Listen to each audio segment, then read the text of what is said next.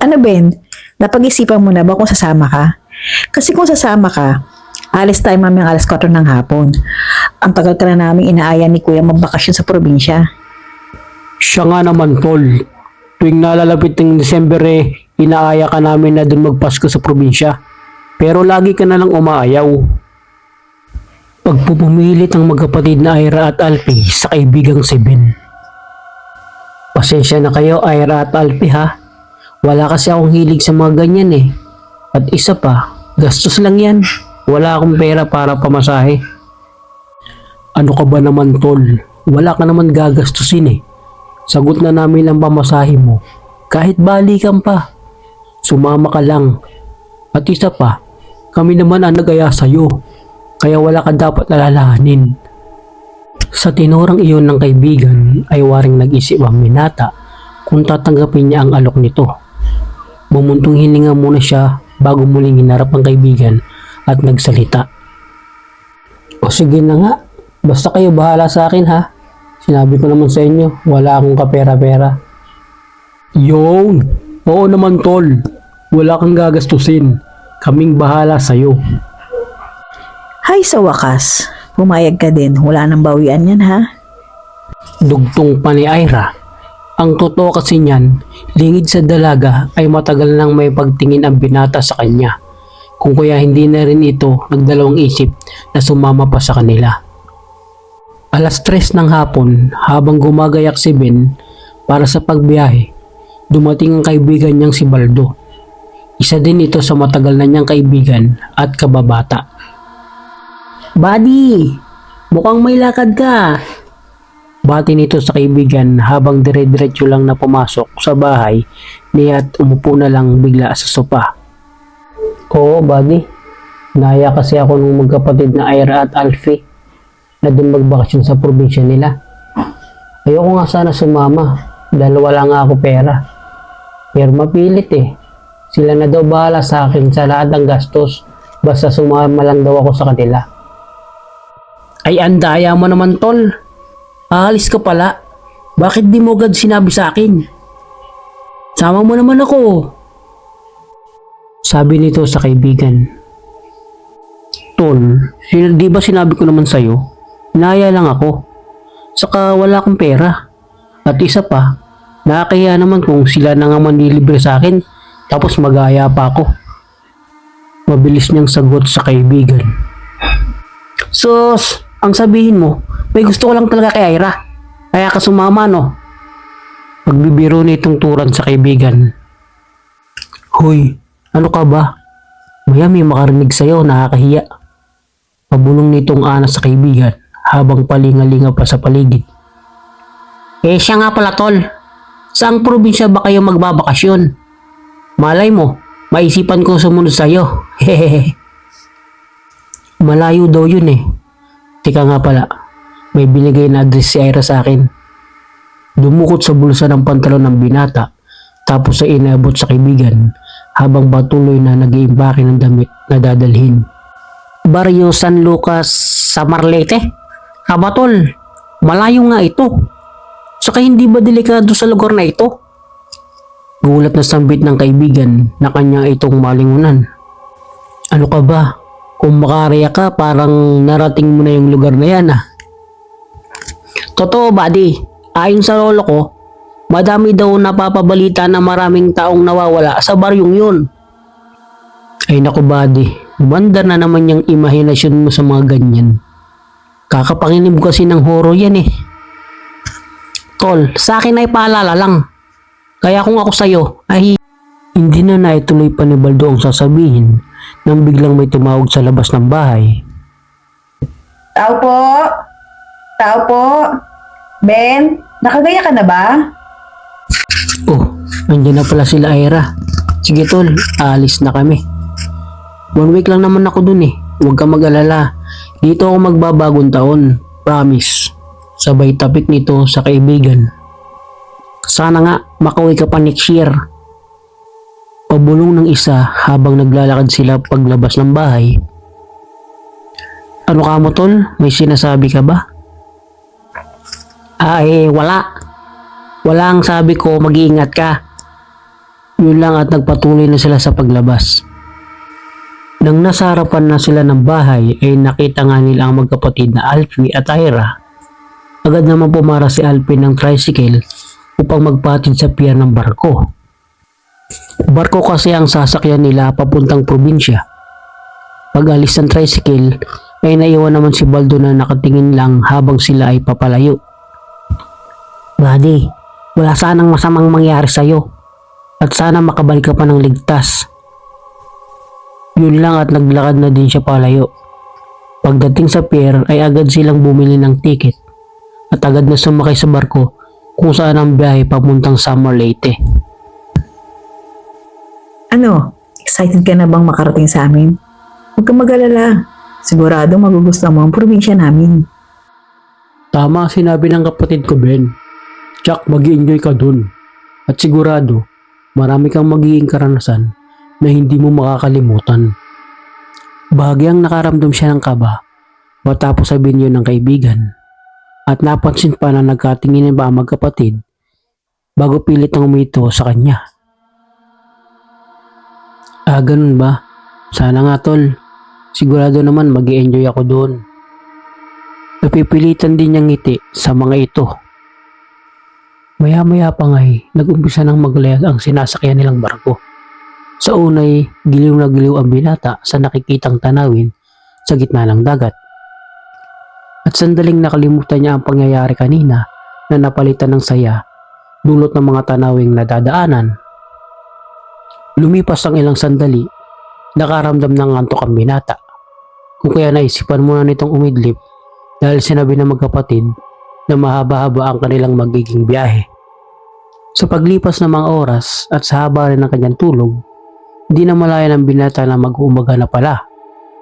Nagising lang siya nang marinig niya si Ira na ginigising siya nito. Ben, uy Ben, gising. Nandito na tayo sa probinsya namin. Pupungas-pungas pa ang binata nang magbulat ng mga mata. Mukhang napasarap ka ng tulog ah. Sambit pa ng dalaga habang kinukuha ang gamit nila sa ilalim ng bangko kung saan nakatulog ang binata. Pasensya na kayo ha, napasarap tulog ko eh. Siya nga pala, asan yung kuya mo? Tanong nito sa dalaga habang lilingalinga na hinahanap ang kapatid na dalaga na si Alfie. Nauna na si kuya bumaba. Inaabangan niya kasi kung masusundo tayo ng service. Pero kung hindi, baka mag-commute na lang tayo. Mga 2 sakay pa bago tayo makarating sa amin. Paliwanag pa ng dalaga. Nang makuha nila ang mga gamit ay sabay na silang bumaba ng barko. Tumanaw-tanaw pa ang binata sa paligid, halatang naninibago sa lugar. Ilang saglit pa ang lumipas, isang tricycle ang huminto sa kanilang harapan. Lula nito ang kaibigang si Alfie. Bumaba ito at kinuha ang kanilang gamit bago nilagay sa carrier ng tricycle na inupahan. Bakit kuya? Hindi ba dumating si Tito? Siya dapat ang susundo sa atin, di ba? O siya, sumakay na kayo. Doon na kayo sa loob ni Ben at doon na lang ako sa likod ng driver.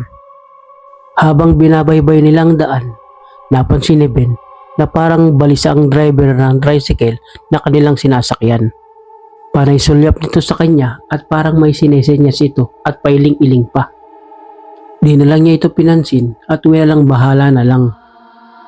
Binaling na lang niya ang tingin sa kalsada. Napansin niya na puro bukid ang kanilang nadadaanan at walang halos kabayan siyang nakikita. Parang liblib na liblib ang lugar. Sobrang tahimik at tunog lang ng tricycle ng kanilang sinasakyan ang maririnig.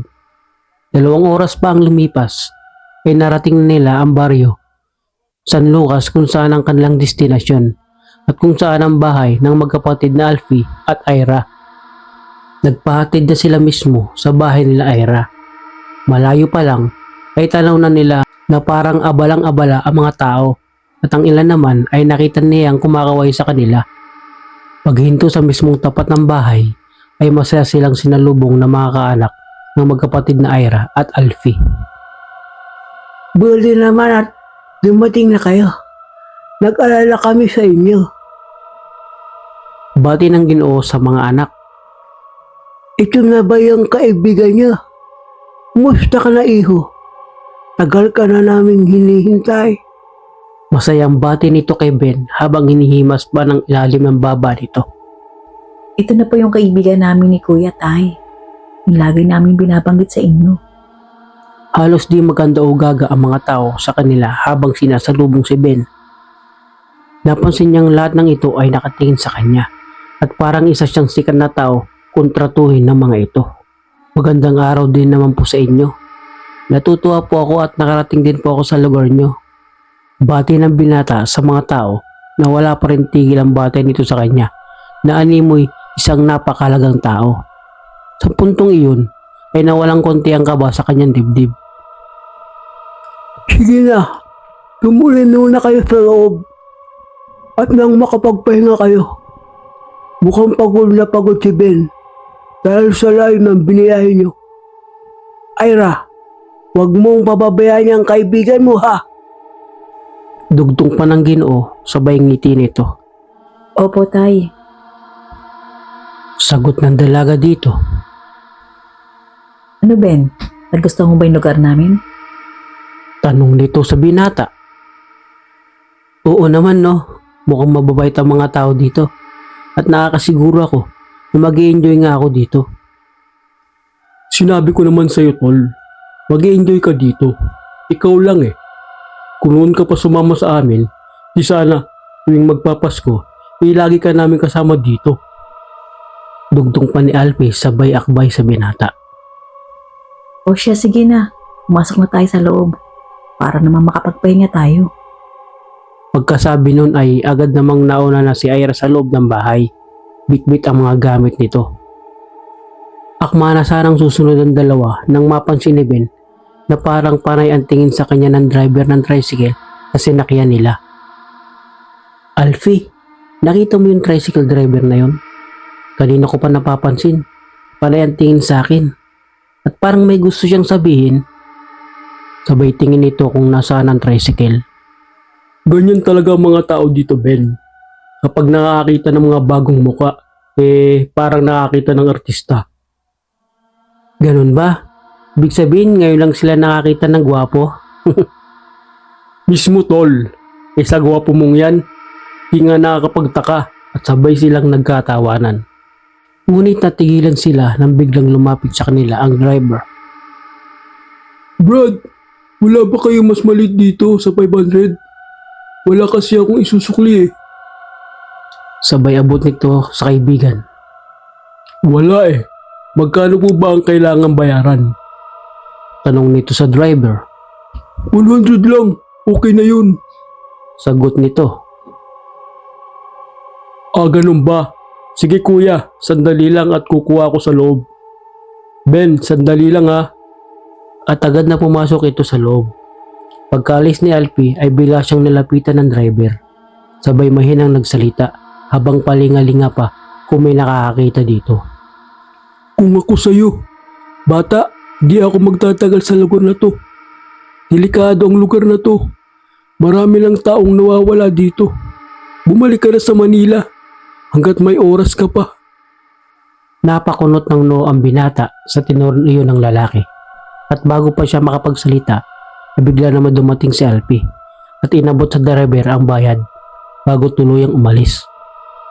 Bakit tol? Ganyan ang itsura mo. Ano ba sinabi ng driver sa'yo? Tanong ito sa kanya.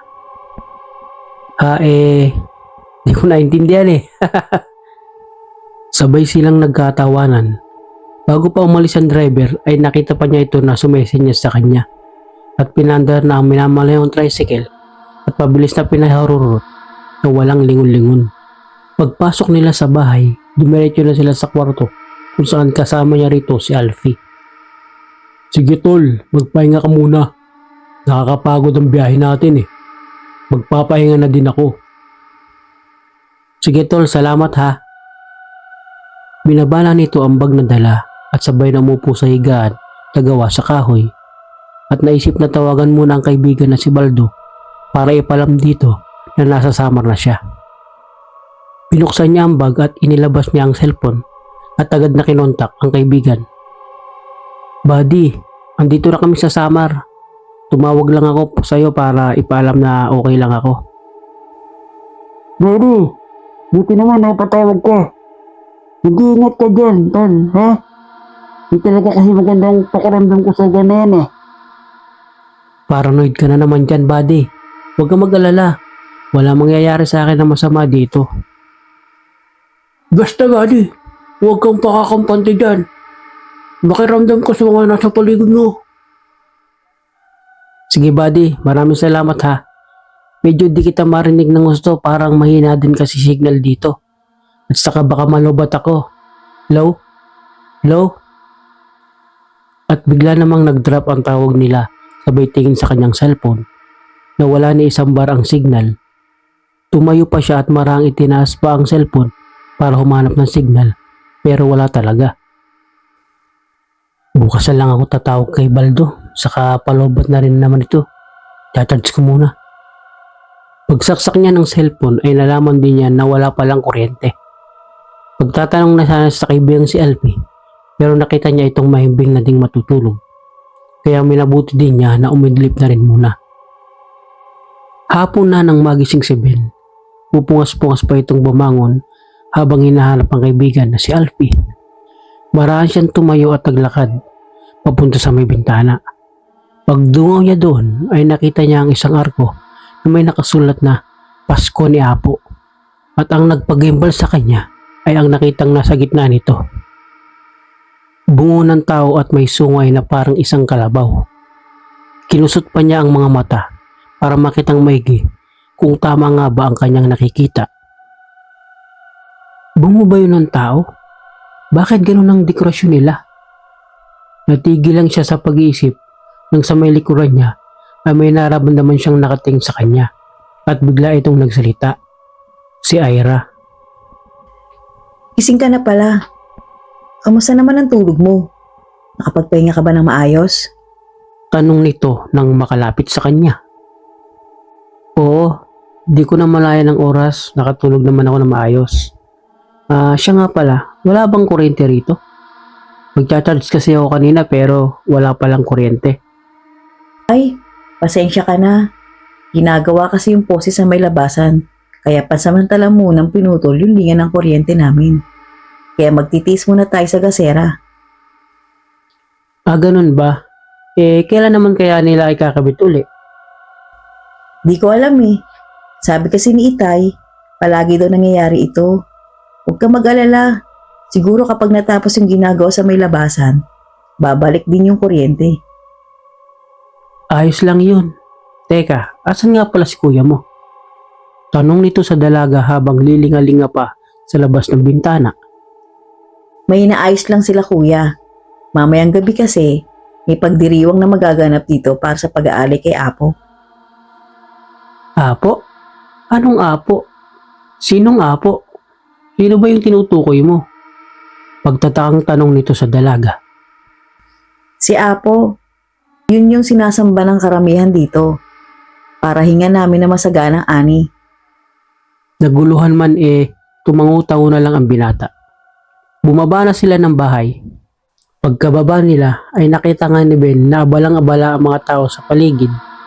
Ang iba ay nakita niyang nagkakatay ng dalawang malalaking baboy at ang iba naman ay parang nakita niya na pinagmamasdan siya ng mga ito. Ngunit di na lang niya pinansin. Naglakad-lakad siya sa paligid, ilang saglit lang ay nakita niya ang isang gibang bahay. Tinubuan na iyon ng matataas na damo at talahib. Lumapit pa siya ng kunti doon. Habang papalapit, may namataan siya na isang bagay na parang kumislap. Nang tamaan ito ng liwanag na nagmumula sa sinag ng araw. Dinampot niya iyon. Isa palang pilak na krus. Pinagmasdan niya iyon. Ngunit bigla niya naman nabitawan sa gulat nung tawagin siya ni Ira. Uy Ben, anong ginagawa mo dyan? Di ka dapat nagpupunta dyan. Bakit naman? Ano bang meron dito? Ngunit parang napansin niya na si Ira ay parang nauutal at namumutla. Hindi kami nagpupunta dyan kasi madaming ahas dyan. Sa gulat sa sinabi ng dalaga ay mabilis na napalabas ang binata sa nagibang bahay. Ay putik! Gulat na bulalas niya. O sige na, Sa susunod, huwag ka na papasok dyan. Baka mamaya matuklaw ka pa dyan. Mabilis na tumalikod ang dalaga at sumunod na rito sa kanya. Pagpasok nila sa bahay, na may silong sila dumiretso. Andun kasi ang pagkainan nila. Sinalubong sila ng tatay ni Ira na si Tandang Adlaw. Iho, kamusta naman ang tulog mo? Nakapagpahinga ka ba ng maayos? Ho, opo. Huwag po kayong mag-alala. Nakatulog naman po ako ng maayos. Kahit po medyo mainit ng konti. Wala po pala kasi kuryente dito. Abay, pasensya ka na iyo ha. Kundangan kasi ngayon pa sumabay na nawalan ng kuryente. Hayaan mo, baka bukas din may babalik na rin sa buong baryo ang kuryente.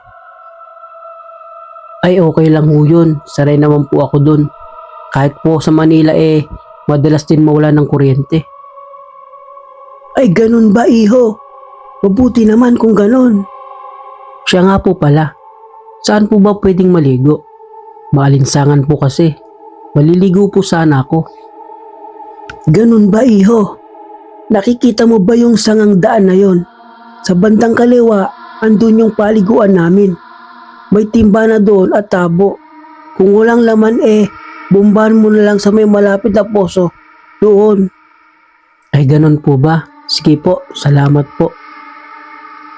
Pagkatapos noon ay nagtungo na siya sa kwartong tinuluyan at gumayak na para maligo. Nang makaalis ang binata, ay nag-usap ang mag-amang Ira at Tandang Adlaw. Ira anak, mukhang nag-aalangan ka sa pag-aalay sa kaibigan mong si Ben. Alalahanin mo, bukas na ng gabi ang kabilugan ng buwan. Yun ang tamang oras para sa pag-aalay. Itay, buo ho ang loob ko. Sino ho ba nagdala ng ari natin noong nakaraang taon? Hindi po ba ako din? Siguraduhin mo lang anak. Ayokong magduda sila na di bukal sa loob mo ang pag-aalay. Yun lang at umalis na ang matanda. Ilang saglit pa ang lumipas, patapos na si Ben sa paliligo. Palabas na siya ng paliguan nang bigla siyang nakarinig ng isang ungol. Ungol ng isang tao na parang nahihirapan at parang humihingi ng tulong. Lumakad siya ng marahan sa may bandang masukal na banging iyon ng kakahuyan. Maya-maya pa'y tumambad sa kanya ang isang malaking kulungan. Nakita niya ang mga tao doon na halos nakahundusay na at hinang-hina. Doon niya namataan ang isang pamilyar na muka. Hindi siya maaaring magkamali. Kilalang kilala niya ang mukhang iyon. Dahil iyon ang tricycle driver na sinasakyan nila papunta dito. Manong, anong ginagawa mo dyan? Pagtatakang tanong niya dito. Tulungan mo ko. Pakawalan mo ko dito. Papatayin nila ako. Papatayin? Sinong papatay sa'yo? Naguguluhan niyang tanong dito na halata na rin ang takot na bumabalot sa kanyang katawan. Umalis ka na dito. Hindi ka ligtas sa lugar na to. Papatayin ka nila. Papatayin nila tayo. Mga aswang mga tao dito. Mga aswang sila. Ano bang pinagsasasabi mo? Di kita maintindihan.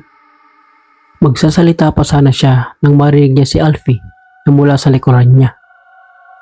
Tol, lumayo ka sa taong yan. Baliw ang taong yan. Biglang lingon niya dito. Tol, bakit sila nakakulong dito? Mga baliw yan, tol. Huwag ka nakikipag-usap sa mga yan. Tol, di ba siya yung driver ng tricycle na sinakyan natin? Paano siya naging baliw? Tol, pinatay niya yung mag-ina niya. Kaya kinulong namin siya dito. Para di na makapanakit pa. Wala kasi mga pulis dito. Kaya kami na lang nagkulong sa kanila. Kaya tol, huwag kang makikipag-usap sa mga yan. Magsasalita pa sana ang binata nang hilahin na siya palayo ni Alfie sa kulungan at inaya na pabalik sa kanilang bahay. Habang mapalayo ay nadinig pa niya na sumigaw ang lalaki. Mga aswang ang taong yan. Papatayin ka din nila tulad namin. Umalis ka na dito hanggat may oras ka pa. Pagdating sa bahay nila ay nasalubong po nila si Ira na nagtataka kung bakit siya humahangos. Di na niya kinibo ito at nagdiretso na sa kwarto upang magbihis. Habang nag-aayos ang sarili, di naiwasan ni Ben na mag-isip kung totoo ang mga sinabi sa kanya ng driver. Maya-maya pa'y may narinig siyang katok sa pintuan at agad niya itong pinagbuksan. Bumungad sa kanya si Ira na may dalang 2 baso ng mainit na tsaa. Ben, okay ka lang ba? Ang mabuti pa magtsaa ka muna. Pinagtimpla kita. May halong pampakalma yan para gumana ang pakiramdam mo. Huwag mo na masyadong isipin kung ano man nakita mo dun. Nakakatakot naman sa lugar niyo, Ira. Siguro bukas na bukas din uuwi na ako ng Manila. Bakit, Ben? Naniniwala ka din ba sa sinasabi nila ng mga aswang ang mga tao dito? Di naman sa ganun, Ira. Kaya lang, hindi na natapos pa ang sasabihin ng binata nang biglang nagsalita si Ira. Okay, sige. Hindi kita pipigilan kung gusto mo na umuwi. Pero pakalmay mo muna sarili mo. Ang mabuti pa, inumin mo muna itong tsaa. At inabot nito ang 1 baso. Akma na sana niyang inumin ito nang magsalita pa si Ira habang nakaharap sa bintana. Gusto mo bang malaman ang totoo? Tugon nito habang nakaharap pa rin sa bintana. Ngunit bago pa ito makaharap sa kanya, ay naisip niya na pagpalitin ang basong hawak at ang basong naiwan sa plato. Kung kaya pagharap ng dalaga, ay pinakita pa niya na ininom niya ito at inubos ang laman. Sige. Gusto mo rin lang malaman kung anong totoo, sasabihin ko na rin sa'yo. Total naman, yan ang huling maririnig mo. Lumapit sa kanya ang dalaga at kinuha ang 1 basong tsaa at biglang ininom iyon. Anong ibig mong sabihin, Ira? Kinakabahan man at natatakot ay hinintay pa rin niya ang sasabihin ng dalaga. Tatanungin kita, Ben. Kailan mo huling nakita si Brando? Tanong niya sa binata habang nakatingin ito sa kanya. Last year pa. Bakit mo naman naitanong? Bago sumagot ang dalaga ay umupo pa ito sa tabi niya. Tama sila. Totoo ang mga sabi-sabi tungkol sa mga tao dito. Nang sabihin niya ng dalaga ay bigla siyang kinilabutan at hindi na nakagalaw sa kinauupuan. Ang ibig mong sabihin, hindi na natapos ng binata ang sasabihin nang magsalita uli si Ira. Oo, mga aswang ang mga tao dito. Kada taon, nag-aali kami ng 1 tao para sa Pasko ni Apo. Noong nakaraang taon, nama ko dito si Brando at siyang inalay namin. Kung noong last year si Brando, ngayon naman ikaw. Biglang napamulagat siya ng mata sa mga natuklasan.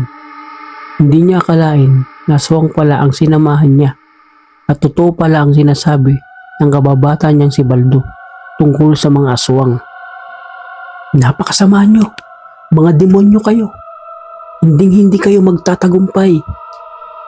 Malakas lang na tumawa ang dalaga at muling nagsalita. Kung inaakala mo na makakaalis ka pa dito at makakabalik sa Manila, nagkakamali ka. Huwag kang mag-alala. Hindi mo na mararamdaman Dahil lang siyang ininom mo, maya lang pampatulog.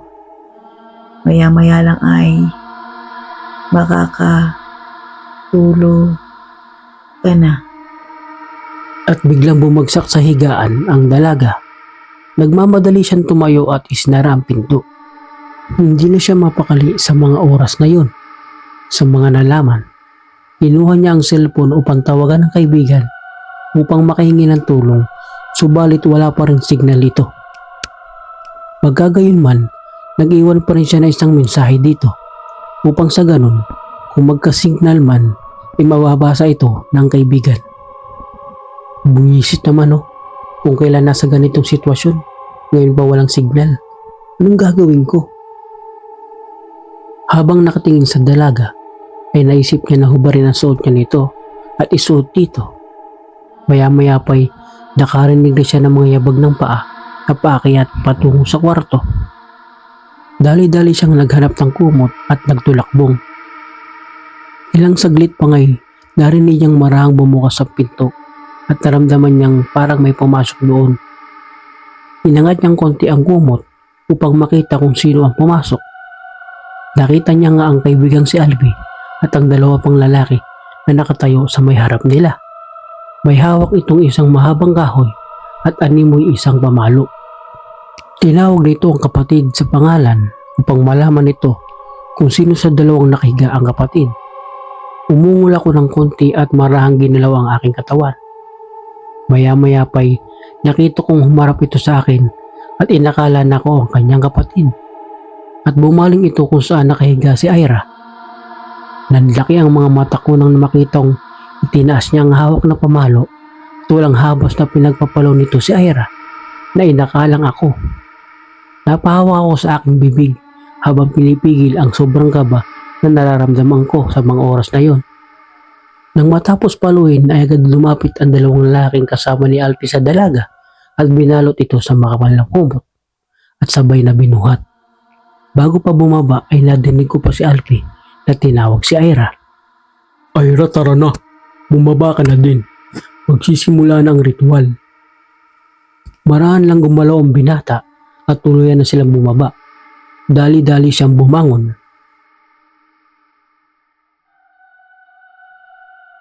Naririnig ko na maingay na sa labas.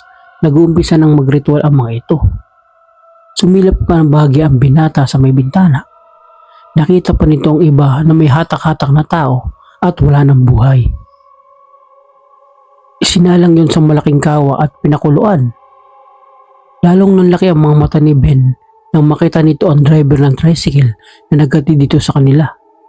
Walang habas na pinagputol-putol nito ang katawan. Sa sobrang takot na nadarama ng binata ng mga sandaling iyon, hindi ito makagalaw. Hindi niya malaman kung paano makakaalis sa impyernong napuntahan. Ano nang gagawin ko ngayon? Hindi pwedeng dito na lang matapos ang buhay ko.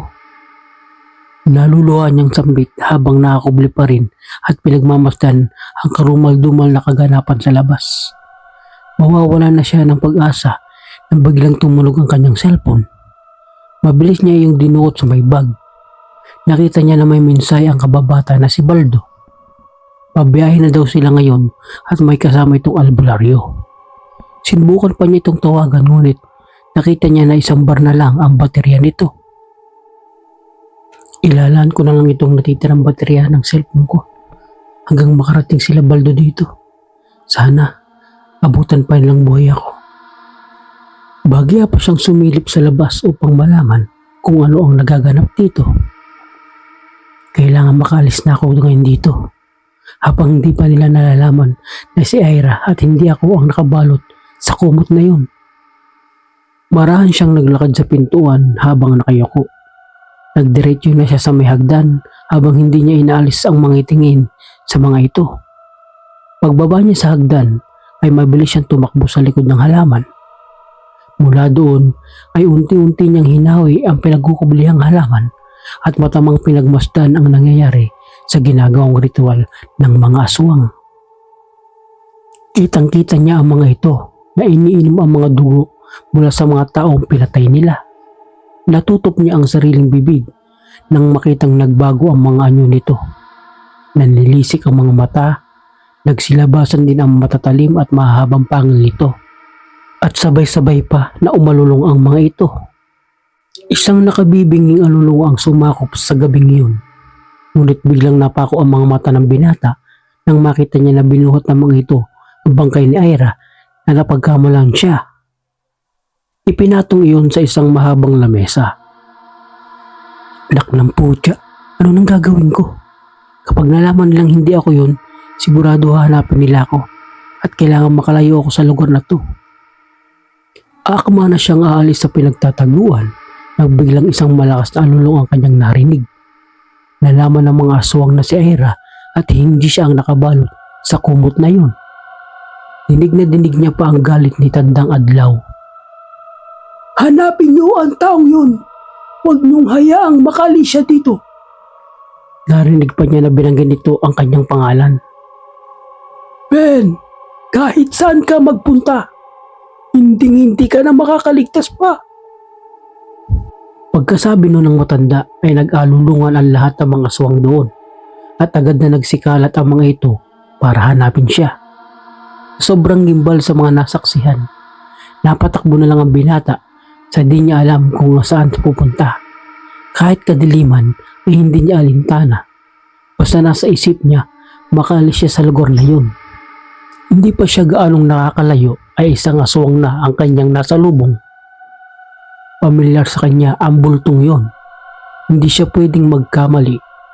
Si Alpion. Ben, kung sa akala mo makakalis ka rito ng buhay, ay nagkakamali ka.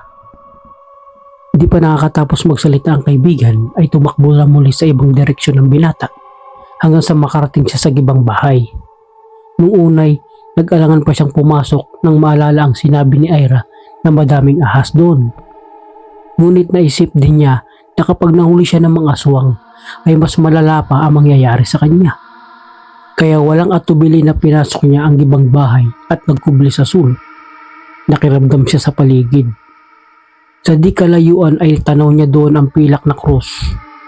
Nilapitan niya iyon at dinampot. Ngunit sa pagdampot niyang iyon, nakita niyang nasa labas na ang lahat ng mga aswang. Ngunit ang pinagtataka niya, bakit di siya sinusugod ng mga ito? Noon niya lang napagtanto na ang gibang bahay na yon ay isa palang simbahan. Kaya pala hindi kayo nagpupunta dito dahil takot kayo. Ano, hindi kayo makapasok no? Sigaw pa nito sa mga aswang. Hindi nga kami makakapasok dyan, Ben. Pero sinisiguro ko rin sa'yo, hindi ka na din makakalabas dyan. Galit na tura nito sa kanya. Maraan siyang naupo na lang habang hawak ang pilak na krus na tila ba nakikiramdam sa paligid. Maraan niyang hinirap sa kanya ang pilak na krus at nanalangin. Diyos ko, tulungan niyo po ako. Alam ko po wala akong karapatang humingi sa inyo ng tulong. Tinataas ko na lang po at pinapaubaya ang lahat sa inyo. Patawarin niyo po ako sa lahat ng aking nagawang kasalanan.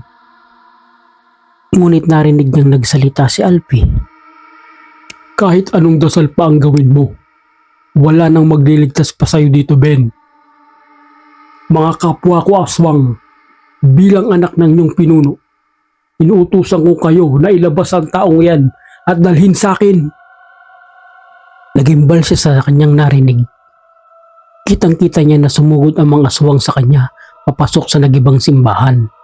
Akala niya doon na matatapos ang kanyang buhay kung kaya't ipinikit na lang niya ang kanyang mga mata. Ngunit napadilat siya nang makita niya ang mga aswang ay bigla na lang bumulogta sa lupa. May mga tama ito ng pana. Pagdakay, isang pamilyar na boses ang kanyang narinig mula sa di kalayuan. Bade, andito na kami. Kasama na namin ang albularyo. Huwag kang mag-alala. Ligtas ka na. At nakita niya nga ang kababata na si Baldo. Kasama nito ang isang albularyo at iba pang kalalakihan na may hawak na sibat at pana. Nakiisa pala ang mga taong bayan sa pamumuno ng kanilang kapitan. Dahil gusto na nilang mawakasan ang pananakot na ginagawa ng aswang sa baryo San Lucas. Isang labanan ang naganap sa pagitan ng mga tao at mga aswang. Dahil sa dami ng taong bayan na tumulong, lahat halos ng aswang ay unti-unti na nilang napatay, kabilang na ang mag-amang Alfie at Tandang Adlaw.